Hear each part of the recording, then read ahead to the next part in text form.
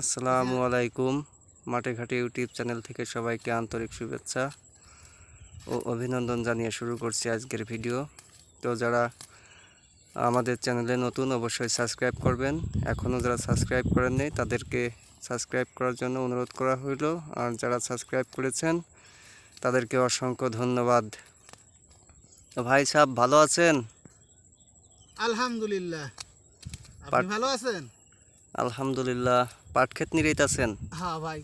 তা কি উদ্দেশ্যে আসছেন ভাই আপনি? আসলাম দেখতে যে আপনাদের মাঠে আসলে কি পরিস্থিতি চলতেছে। তো সম্ভবত তো মনে হয় গতকালকে বৃষ্টি হয়েছে, না? হ্যাঁ, গতকাল বৃষ্টি হয়েছে, একটু নরম নরম, তবুও হচ্ছে দেখা যাক।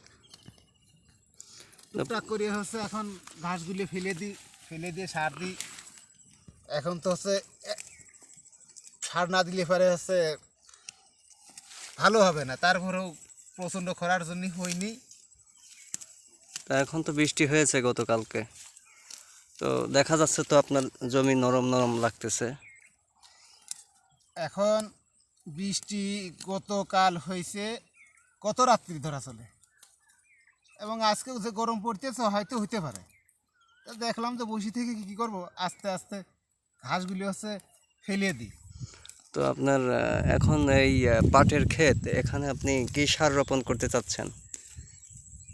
সার ডিএবি আর কিছু ইউরিয়া এবং সাথে সালফার। এই তিনটা মিক্সড করে আপনি বিকালে বা সন্ধ্যার আগে বুনে দেবেন। আর যখন সুযোগ হয়, যদি হচ্ছে বৃষ্টি না হয় তাহলে সন্ধ্যার কিছুক্ষণ আগে তখন সার দেওয়া হচ্ছে উত্তম। আপনার তো প্রচুর পরিমাণে ঘাস জমিতে। ভাই আসলে সত্যি কথা বলতে কি, কোথাও তো বৃষ্টি বাদল ছিল না, পুরো মাঠ ছিল হচ্ছে মচমচে ঝনঝনে শুকনো। এই তাপদাহে হচ্ছে মাটিতে কোনো শক্তিই ছিল না।